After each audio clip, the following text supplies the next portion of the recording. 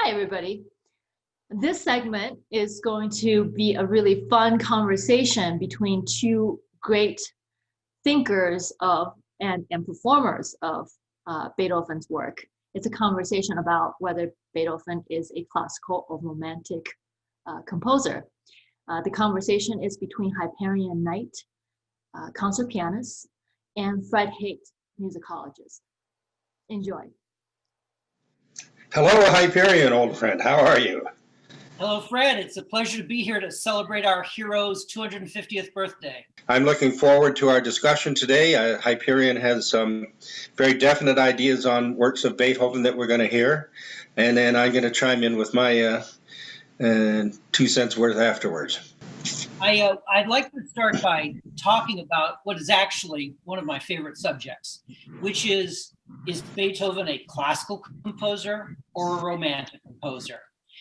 And this is actually a profound question, even though labels like this in the long run don't necessarily mean all that much. When we talk about Beethoven's three different styles, his early, his middle, and late, what exactly are we getting at? Well, my old piano teacher at the Cleveland Institute of Music, Paul Shinley, he talked about getting a book from the library that was called Beethoven, the Man Who Freed Music.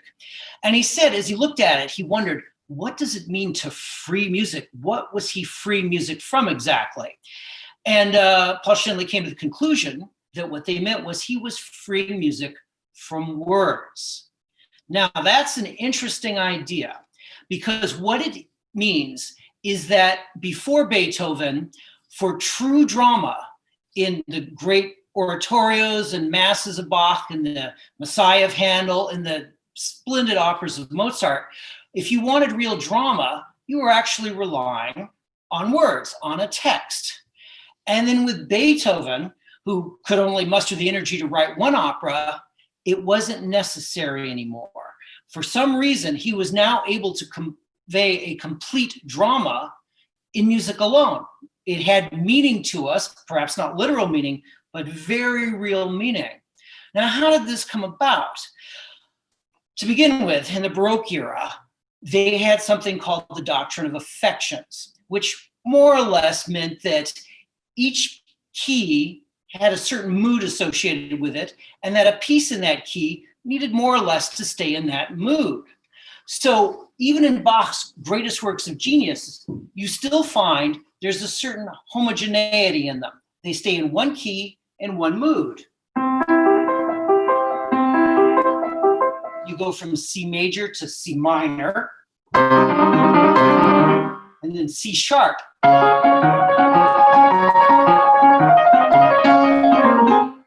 And they tend to retain this mood. When we get to the classical era, we get to Haydn and Mozart, they start building in the tension of having two polar key areas. You have a dominant and you have a tonic.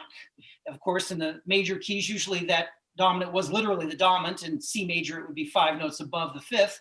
And in a minor key, like C minor, it would be the dominant major, the relative major, E flat major. But at any rate, what you had was a progression in sonata form, which was simply tonic to dominant, little development, and back to tonic again, where you remained. And this was handled in different ways by different people. Mozart tended to have a string of what we might call melodies that weren't necessarily related, but gorgeously and wonderfully proceeded from tonic to dominant and back again. Haydn, who briefly taught Beethoven, was actually much more similar to Beethoven in his approach. He had a key area that went to a second key area, and you felt real struggle between them. The exposition was almost like a battle between what was going to prevail, the tonic or the dominant, till you got to the dominant development section and back home again to the tonic. Now, what I propose is that Beethoven's transition into his heroic style actually totally transformed this notion of tonic to dominant of ABA sonata form. And what it did was plant the seeds of drama. And what I mean by drama is what another hero of yours, the great playwright Friedrich Schiller, always talked about in his philosophical works about drama, which was antithesis, which was that you have two contrasting characters who interact, they struggle, they fall in love, whatever they do, and they're both transformed in the process. And by the end, you have what later the Romantics would call thematic transformation. So you no longer have pleasant melodies sitting next to each other that are joined, connected by a key area. They are now interacting with each other. And this is a completely different idea altogether. Now, Beethoven got into this very gradually, which is why we have three distinct periods in Beethoven. And now I like to illustrate what I mean.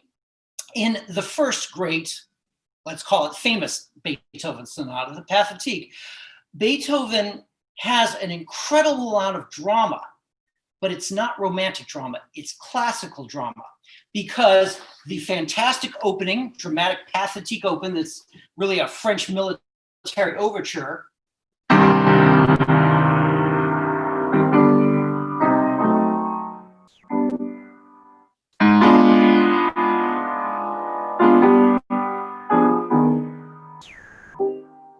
is in the same key as the fast theme.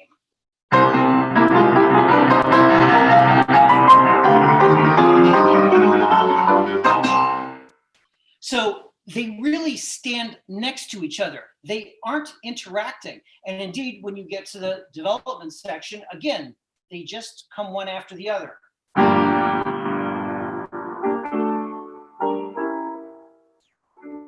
And then the fast theme by itself again. When you get to what we would call the second key area in the Pathetique, you get there by going through the relative minor, E flat minor. And you arrive at the second key area or second theme, and it's still in the same mood.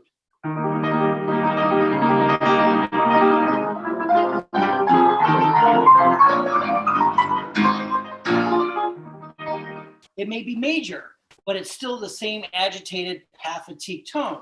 So even though he set up this incredible drama with this slow military gesture, it is still very much in the classical vein. It is simply juxtaposed.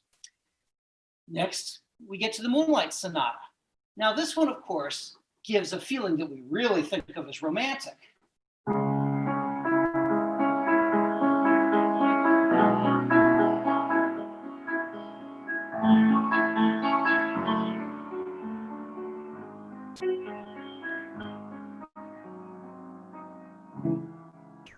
It feels like a Chopin nocturne or things really emblematic of Romanticism. But in point of fact, it is still a thoroughly classical piece, even though it's a fantasia, because the first theme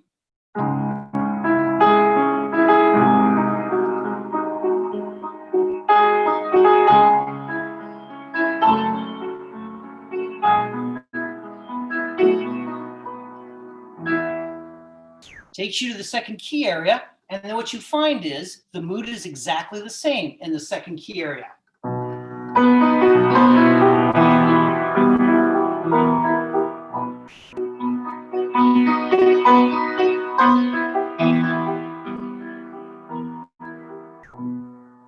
So as wonderful and romantic feeling as it is almost still in the doctrine of affections. It's in one key, C sharp minor, that stays in one mood throughout the piece.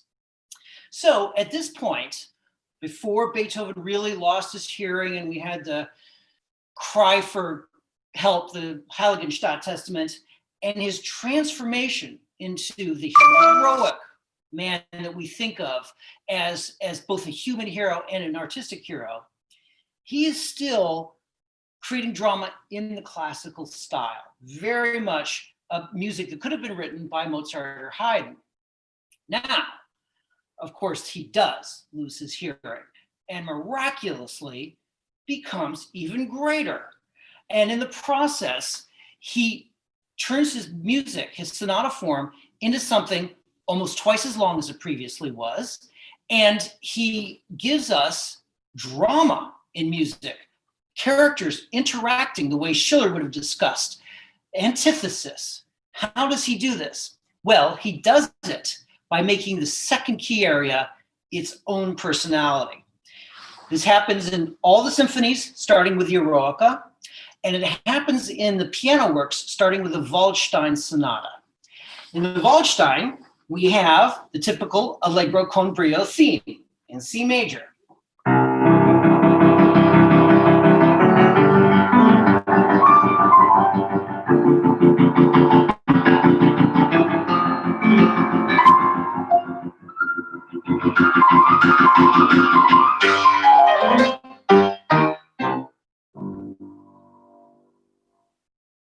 But what happens?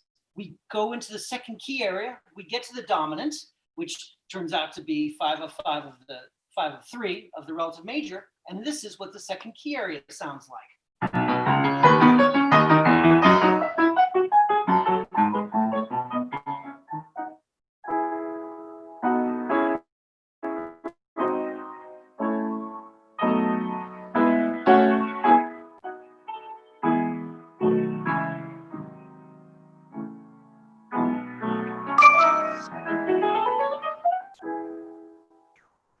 All of a sudden, we're in a completely different area. And now they do battle. The main theme returns subdued as it gradually fights against this new beautiful lyrical theme for control of the area.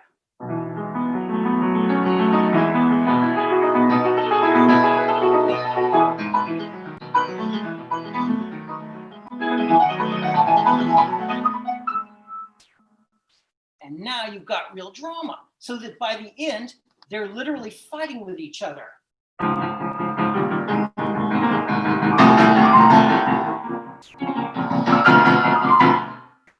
You get this huge Beethovenian drama, and the form is now greatly expanded because the development section has grown to encompass this dramatic activity, and the coda likewise mirrors this. So you wind up with an extended development section, extended coda, and all of a sudden Beethoven's first movements are 20 minutes long. An astounding thing. So from this point on, we now have what we in romantic terms call a fast theme and a slow theme, which you found in all the symphonists that followed Beethoven, Brahms, Tchaikovsky, through Mahler.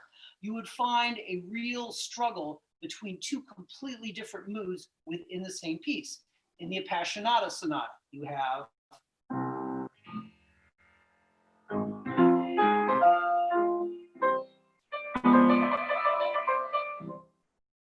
but when you get to the slow theme, it's this.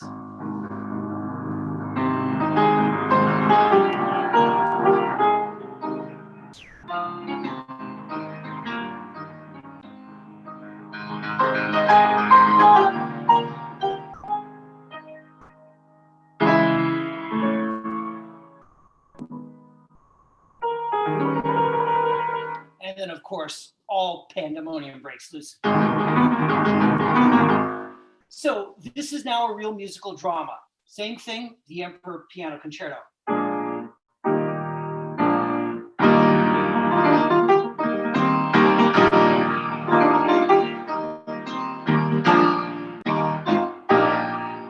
We get to the second key area, and we have this.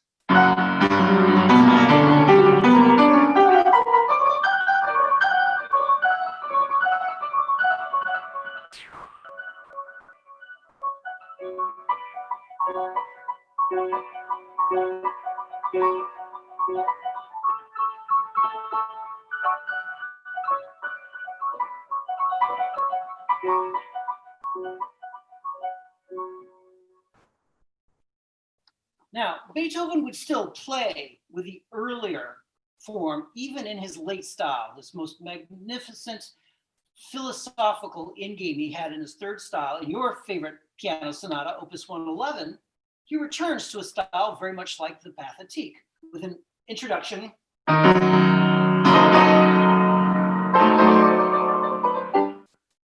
and then a theme in the same mood.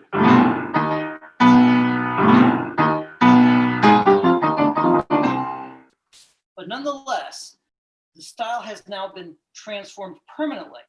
And all of a sudden, the key relation now became secondary.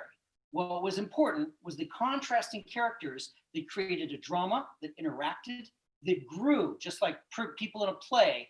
They changed during the course of it, the thematic transformation. And the key relations were just there for beauty. They were no longer a piece of architecture. They were no longer the great Gothic cathedrals or Baroque cathedrals that Bach would build, or the operas that Mozart would create that were intact in a certain way. In the Romantic era, they took the thematic struggles of Beethoven and got rid of the structure based on harmony. So this is why, in my opinion, this begins the Romantic era in music. And I've talked for a long time, so Fred, I'd love to have you jump in and hear some of your thoughts before we continue, if you don't mind. Thank you very much for that well thought out explanation and some brilliant playing, Hype. I appreciate it very much. I said I would throw in my 2 cents worth, but since they've banned pennies in Canada, we don't have cents anymore. And since our coin is the loonie, I don't want to say I'm going to throw in my 2 loonies worth. But I'm going to take a somewhat different approach. You brought up many very interesting stylistic questions, but I think that in order to really understand what makes Beethoven so different, we have to look outside of music per se. You mentioned Schiller several times, and the turn of the century, around 1800, was one of the most optimistic periods that man had ever seen. The American Revolution had taken place. The French Revolution looked promising at first. Beethoven's Bonn, where he grew up, the court theater was turned into a national theater. He grew up watching Shakespeare and Schiller, and they had a Lesengesellschaft where most of the musicians belonged to a reading society. They were reading ancient Romans and Greeks, Schiller, and it was the hope for change and freedom for mankind was great. And Schiller, in his aesthetic letters, said that life is moving ahead so fast that art had better catch up if it doesn't want to be left in the dust. So, however great the previous art that we've seen was, Schiller and Beethoven, I think, felt that it was not adequate for what was necessary at that time. And he discusses that in his aesthetic letters. He discusses how to create a new form of art. And when I look at Beethoven, I see him following Schiller's advice very strongly. You mentioned, for instance, both the Waldstein Sonata and the Eroica Symphony. And the Eroica Symphony is something that I don't think we can really account for just in internal musical terms. He wrote it at the time when Napoleon was the first consul. He realized Napoleon's problems. He was not happy with him signing a concordat with the Pope. He wanted separation of church and state. But he also realized that he had stopped the bloodshed and promised to bring liberty to Europe, as had been done in the United States. And so he had to write a symphony. Something like this had never happened before. You're talking about the potential to liberate all mankind from feudalism. So you have to write something that lives up to that. And as you well know, the Eroica Symphony, the first movement has the longest development section that had ever taken place in a piece of music. And the coda was lifted to a whole new level because he introduced something new in the coda. And the funeral march, I mean, Napoleon wasn't dead. Why have such a long, long funeral march, except that I think Beethoven is discussing and addressing with us the question of a world historical individual, of a true leader who changes history, and the lack that's felt when such a person is taken away from us. Some of us can remember when John F. Kennedy was assassinated and Martin Luther King, and we feel that. So I think all of those things enter into it. And my own belief, there is a romantic movement for sure. I don't really ascribe to the notion of a romantic period. It just tends to lump all the composers of that era together. What I see is there was a very strong opposition between those who wanted to continue the tradition of Bach through Beethoven, which I would include Schumann, Mendelssohn, Chopin to some degree, but Brahms really is the backbone of it, as the strength of it. And then you had Romantic composers who, while they said that they worshipped Beethoven, I think Beethoven was actually their biggest problem. How do you pass that? I mean, really. And Wagner just said, don't even try.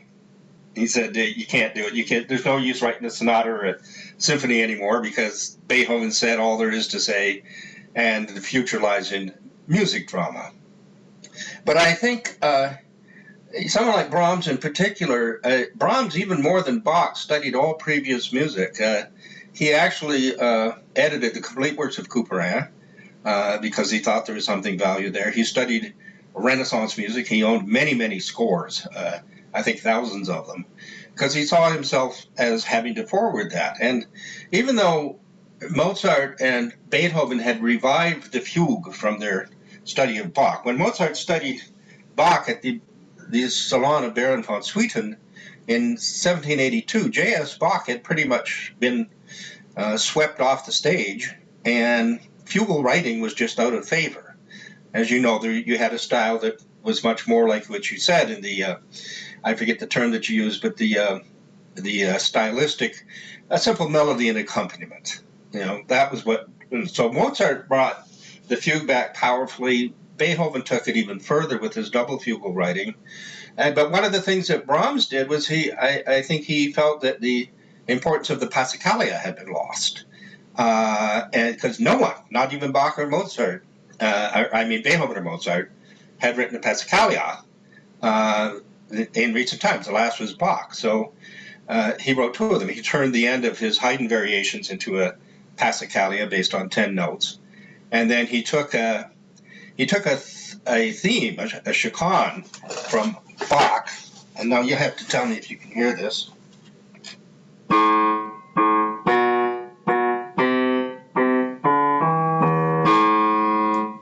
Can you hear that clearly? Yes. Yeah, okay. And he was sitting there with Joseph Joachim one day, and he's playing that and saying, what would you think of this for the last movement of a symphony? And Joachim didn't say anything because he knew he'd already decided to do it. But Brahms turned it into...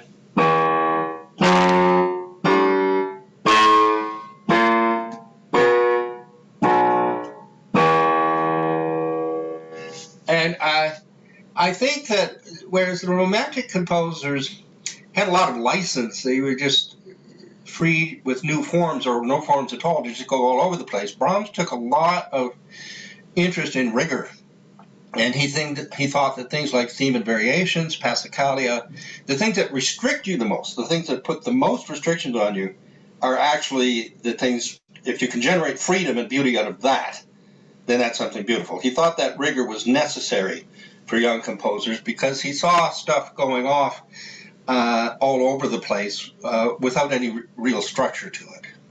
So there's that aspect to it. There's also the aspect of what I call the C minor series, which is the investigation of certain of the musical system itself. You know, Bach, as we know, was the person who finally established the well-tempered system of 24 major and minor keys. The necessity for it was known since the ancient Greeks, and many people had tried to do it, but he was the first one to really pull it off. And one of his investigations into the very nature of the musical system was the musical offering. He was given a theme by Frederick the Great, the King of Prussia, probably coached by his son Emmanuel. And the first 5 notes of that go like this.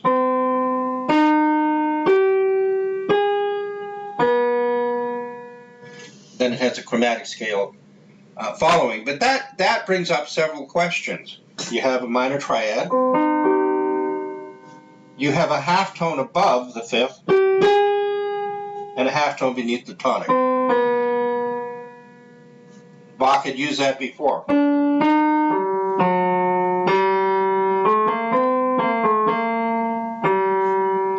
It also gives you the interval of the diminished 7th,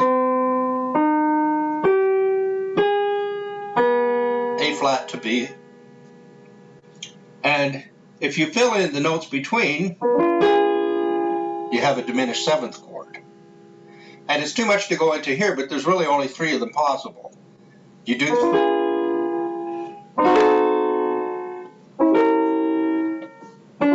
and you're right back to the first one. So that's a whole interesting ordering principle outside of the circle of fifths, outside of the generation of usual keys that Bach is investigating. And once Mozart became familiar with Bach, he took it further. The opening of his fantasy in C minor just basically takes that opening by Bach and adds 2 notes to it.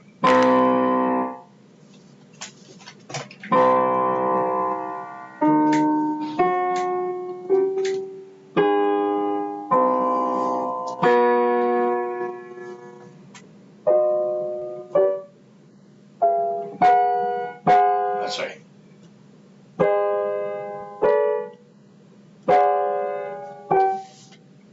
And even if you take that,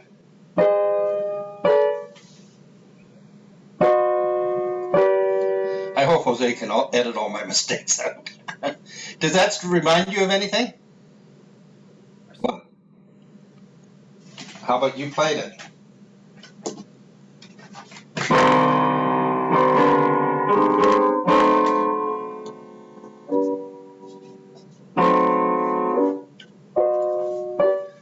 Exactly the same. Beethoven's Opus 111, if you take these diminished sevenths, starting on C, you have A flat to B. If you start on G, you have E flat to F sharp.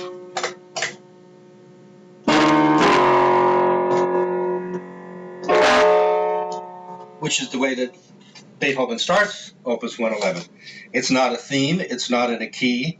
He's actually, I believe, is exploring musical space and exploring it from a new way, because he actually goes up through all 3 of those in that introduction to Opus 111. So I think there's a long tradition of that which was understood, and especially in the dialogue that you have between Bach, Mozart, and Beethoven, and then continuing on into Brahms, that sees one long classical tradition, not so much different eras. Yeah, there's different styles and stuff, but there's one long classical tradition that is looking into all of these things, and it's looking into it for the best of reasons. You said something about a year ago, Hyperion, that really struck me. We were talking about Beethoven's birthday, and you said Beethoven is the greatest human being who ever lived. And I said, well, he's one of the greatest. I know a few other contenders, but I was just very happy to hear that outlook, because, yeah, we tend to think of him as a great musician, and musicians are always characterized as a little bit crazy or often Never Land. And Beethoven, in fact, was one of the greatest human beings who ever lived. And like Schiller, like George Washington and others, he was concerned about what the future of the world was going to be. And it's in that sense that I locate him as a classical composer rather than a romantic. The romantic question is a big question to get into. There's a lot there. But there were, among the romantics, people who were questioning whether dreams were better than reality, who just were quite a bit removed from the actual world in which they lived. So that's my 2 loonies worth, and let's go from there. Well, that's absolutely marvelous, Fred, and insights are profound. Actually, we can add another major composer to the quartet that you talked of. Charles Rosen, in discussing this question, made a very strong case that Franz Schubert also never really left classical style in his compositions. And Schubert, who was the budding proto-romantic, as we think of the poet John Keats, both of them died tragically young, of course, actually in his composing, he stuck to the same system that worked so marvelously for Beethoven, for Haydn, for Mozart, and of course, as you pointed out, most assuredly was the conscience of Johannes Brahms, that he felt he was on a mission to hold back this romantic tide of chaos, essentially, that he saw in the music around him, feeling that the underpinnings of structure were essential to maintaining an art form. You could argue that he was correct in many ways, because it wasn't too long after Brahms's death that the romantic spirit basically disintegrated into modernism. There wasn't a substance to build it on. And Brahms clearly understood where all this would lead in the end.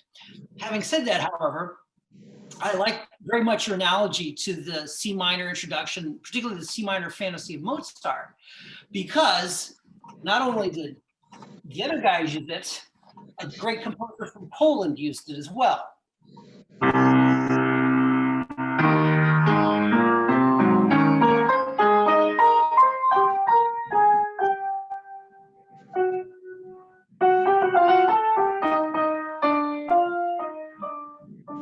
But he used it to completely disorient the listener. He starts the G minor ballade, his first ballade, in the wrong key. Essentially an A flat major, and the piece is in G minor.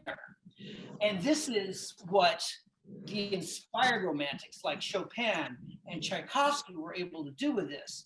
They were still very much relying on the tradition, but they managed to use it and imbue it with fantasy.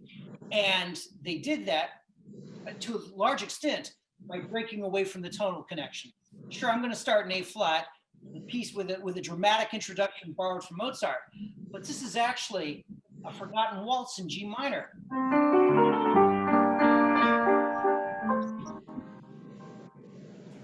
Very classical elements fused into something romantic. Very good, very good. And you're right, most people forget that Chopin loved Bach above all other composers. And they also don't realize the degree to which he understood the bel canto voice. He took his students to the opera to listen to different singers, and they said he could imitate different singers at the piano. They'd say, this is the way Rubini would sing it, this is the way that guy would sing it. So there's a tradition there. But thank you for reminding me of Schubert, because I was going to bring him in and I forgot about it. Oh. Compare that to the opening of the Waldstein. Sure, absolutely, same thing. Yep. And the last movement, can you play the opening of the last movement of the effect?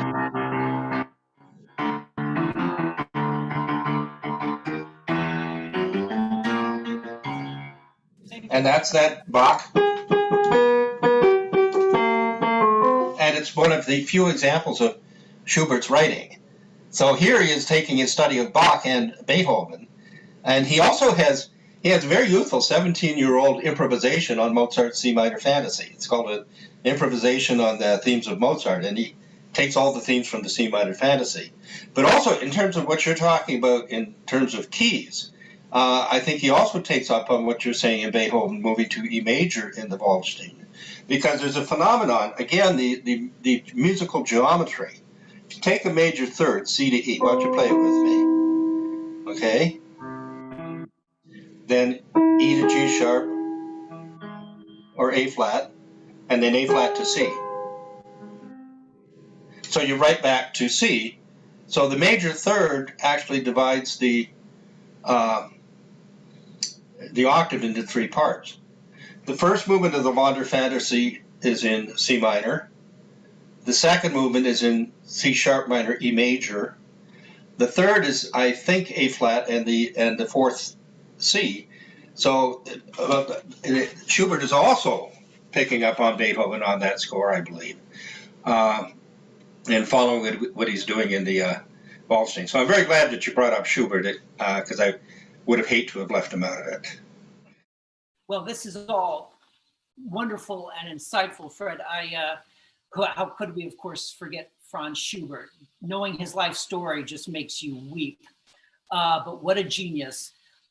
He actually was picking up on all the signals that Beethoven sent, keeping the classical form, but at the same time introducing, as you discussed, the third relation that would ultimately become so important in the Romantic style. For instance, Beethoven's fourth piano concerto begins in G major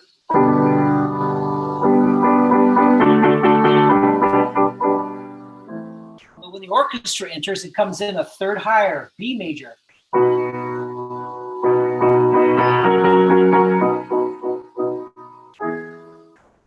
But using these thirds, as you pointed out, even in the Wanderer fantasy, quote unquote, Schubert keeps a strong classical structure. Everything is still tightly tied together by the key relationships. Now, the other aspect that Beethoven was constantly pushing at, and this is one of the things that makes him such a miracle, is that he was constantly trying to expand the use of the instruments themselves. And it's actually very funny to see his interaction with the piano manufacturers who he was representing more or less as a sports star might represent a gear seller, where he kept pushing them. I'll represent your piano, but you have to give me 2 more notes on the top, another one on the bottom, till eventually we got to the full-size piano we have.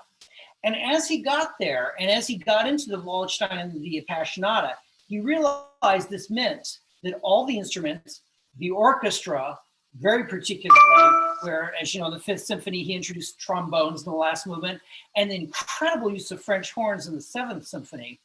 In the piano, he started for the first time using a technique that would be completely essential to the Romantic era. And we tend to sometimes call this 3-hand technique, basically creating the illusion that there's more than one person playing the piano at a time. And you could do this a number of ways. The most common is by crossing the hands, so that you have a bass voice, you have a medium voice, and you have something on top.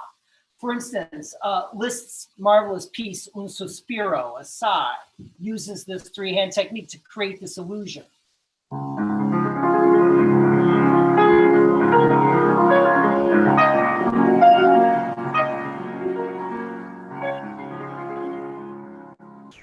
You almost feel as though you have a pianist playing with 2 hands and then a singer singing along.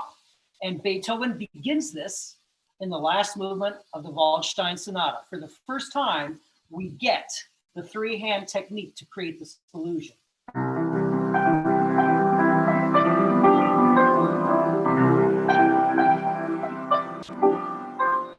Which gets absolutely thrilling, of course, when he makes the middle voice a trill.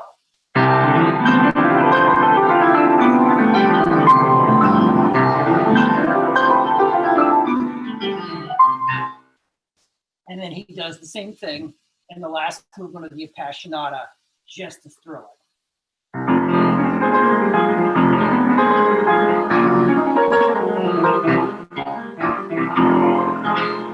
You feel like there are 2 people playing, 3 things at least going on at one time. So this is the other thing that really transformed the heroic period of Beethoven, where suddenly the orchestra was not something meant to just notes. You could take Beethoven's music and do it on another instrument. Suddenly the orchestra had a life of its own. It was an animal that was uncontainable. And the piano, likewise, was now capable of imitating a full orchestra. And that's what he achieved. Go ahead, Fred. I'd like to hear your thoughts. Yes, I agree with you and love that music. I understand that the last movement of the Waldstein is, the very last part of it is still impossible to play for most people. The octaves that sliding up and down. But you're right, and my other job is a piano tuner, so piano technician. So I know a few things about this. And yes, there were a lot of innovations made into the instrument over the time. Mozart's piano couldn't have done what you just played there. It just couldn't have, you know. And Beethoven had, you're right, it was like a sport. He had a lot of people giving him pianos. I mean, they all like to say, oh, he composed everything in his Broadwood. Well, no, he composed everything in his Graf. And they sometimes, if you go to the museums, you see he's got 5 pedals on some of these things. So there was a lot of experimentation going on with different sounds that could be produced out of pianos. And Robert Schumann was convinced that there would be new pianos come along and somebody would have to write a concerto for it, which he did. And I think that this fits very much with what we're discussing in terms of the Eroica Symphony, in terms of the Promethean notion of man, that man is not just a slave, he's not just a serf, you know, but Prometheus is the, as you know, the Greek god who stole the gift of fire and every gift of knowledge and gave it to man, which had Zeus very upset. But he gave man, that power. And I think a piano concerto played by Beethoven really gives us that, because he composed it, he plays it, and right in front of you, it improvises. So you're watching one person produce this beautiful music, both in terms of writing it and playing it. So I agree with you. It adds enormously to the power to it, and yet the Beethoven and Brahms and other never really violate the principle of instruments or of the voice. It's not just washes of color, but it's dope polyphony all the way through. And I just have to add to that. I have to tell you one joke, okay? Because when Beethoven performed his third piano concerto, he went to a guy who was a very skilled pianist and said, "Would you turn pages for me?" And the guy knew how to read music, and he said, "Sure, I'll turn pages for you." And as the concerto proceeded, the guy freaked out because they were blank pages with a few scribbles in them that Beethoven written for himself. He had no idea when this was coming to an end. And so that's what you also had. I believe there's one of Mozart's piano concerti where the left hand is left out, and you're just supposed to fill that in. So they were literally improvising and making this stuff up as they went along. So again, I think, thank you for pointing that out, because the piano, after all, is known as the composer's instrument. It is. It's the only instrument on which you can actually bring a miniature orchestra or a chorus together. Well, it's great to be able to celebrate this. Obviously, this period you're talking about, this incredible optimism, is something the world could use again. And we have to borrow the spirit of Beethoven, of Schiller, of all the people who really saw mankind as heroic and not as tragic, because it's a self-fulfilling prophecy. If we subscribe to a philosophy that life is ultimately tragic, our lives will be tragic. Beethoven was at the peak of his popularity during World War II, because we knew that this was really a battle for the goodness of mankind. And hopefully we can retrieve that spirit on Beethoven's 250th birthday and take the world into the future with optimism. Oh, Wasn't that a really fun conversation? So now we will hear concert pianist Hyperion Haight perform the Piano Sonata number 21st in C major, Opus 53, known as the Waldstein, the very famous Waldstein, with a truly challenging last movement.